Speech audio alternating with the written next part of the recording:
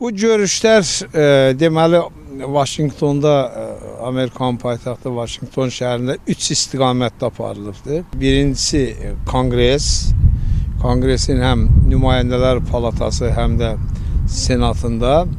Sonra Dövlət Departamentində, bir də ki, müxtəlif strateji proqramlar hazırlayan fondlarda. Bizim məqsədimiz Azərbaycandakı keçiriləcək prezident seçkilərinə Konqresin diqqətini cəlb etməkdir. Konqresin diqqətini cəlb etməklə yanaşı müəyyən sənədlərin Azərbaycanla əlaqədar qəbul olunmasına nail olmaqdır. Azərbaycanda gedən prosesləri dərinliyi ilə çox argumentləşmiş şəkildə buradakı Konqres üzvlərinə, dövlət işçilərinə, hökumət işçilərinə, bu fondlara, yəni strateji proqramlar hazırlayan fondlara izah edəndə əlbəttə onların diqqətini Azərbaycana cəlb etmək mümkündür və bu belə bir diqqətin Azərbaycana cəlb olunmasına mənə belə gəlir ki, mən nail ola bildim. Bilirsiniz, 2012-ci ildən Azərbaycanda xaotik şəkildə protest hərəkatları baş verir və bu protest hərəkatları demək olar ki, bu 2012-ci ildən, yanvardan başlayaraq bu günə qədər baxsaq, diqqət etsək, görərik ki, hər ayda bu və ya başqa bir rayonda, yaxud Bakı şəhərinin özündə müəyyən protest mitinqləri böyüklü, kiçikli baş veribdir. Ona görə ölkədə vəziyyət belədir ki, ölkədəki vəziyyət gətirib ona çıxardıb ki, bu hökumət demək olar ki, tamamilə ona qarşı olan inamı yoxa çatdırıb, yoxdur elə bir inam. Və bu əksinə, bu barışmaz bir nifrətə çevrilibdir. Böyük bir kütlə bu dəqiqə Azərbaycanda bu hökumətə böyük bir nifrətlə yanaşır. Və ən təhlükəlisi də odur ki, bunlar xaotik şəkildə baş verir. Yəni, həmin bu xaotik şəkildə baş verən hadisələri, bu nümayişləri idarə edən liderlər yoxdur. Yəni, onlar nə müxalifəti qəbul edir, nə də hökuməti qəbul edirlər. Bu, əlbəttə, belə bir situasiyanın Azərbaycanda olması istənilən vaxt böyük bir partlayışla qurtara bilər, xüsusilə Bakı şəhərində. Amma həmin onun qarşısını almaq bu hökumətin tutduğu yolla mümkün deyil. Hökumətin tutduğu repressiyalar yolu gətirib 100% o ixtişaşın dərinləşməsinə və ölkədə idarə olunmaz xaotik bir hərəkatın yaranmasına gətirib çıxardacaqdır. Və bu da həddən artıq təhlükəlidir. Bu, belə bir şeyin baş verməməsi üçün mən belə düşünürəm ki, bu Amerika Birləşmiş Ştatlarının qəbul edəcəyi qərarların kifayət qədər güclü təsiri olmalıdır.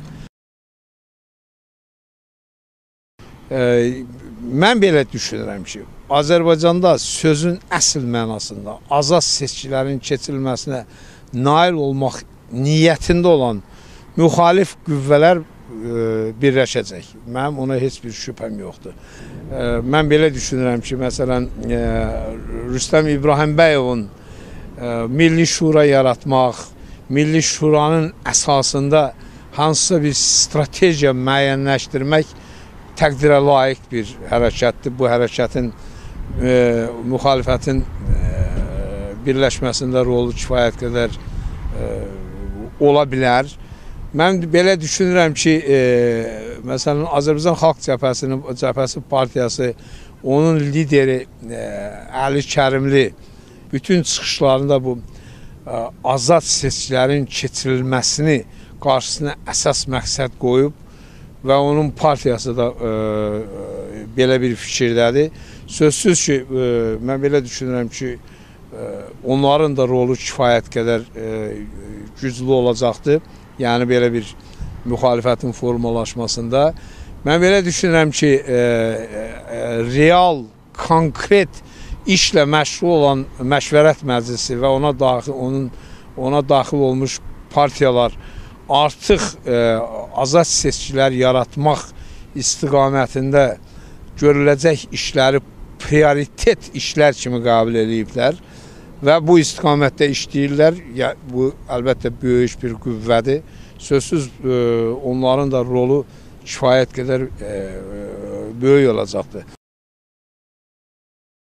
Seçki strategiyam ondan ibarətdir ki, mən əsas məqsədim Azərbaycanda azad seçkilərin keçirilməsinə nail olmaq və o seçkilərdə öz namizədliyimi irəli sürməkdir.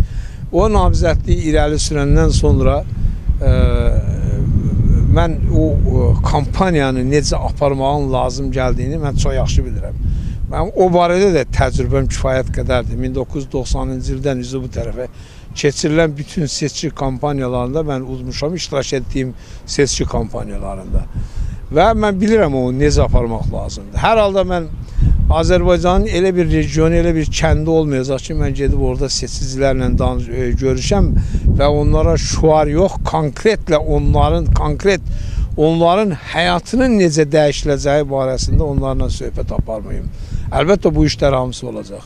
Mən o deməli vahid namizəd məsələsinə həmişə qeyri-ciddi baxıram.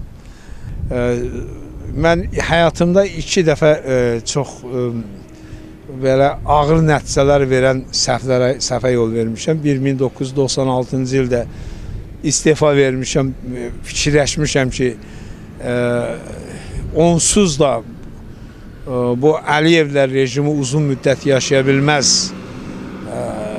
və normal yolla biz bunları bu hakimiyyətdən uzaqlaşdıracağıq. Mən belə düşünürəm ki, bu səhv hərəkətdir.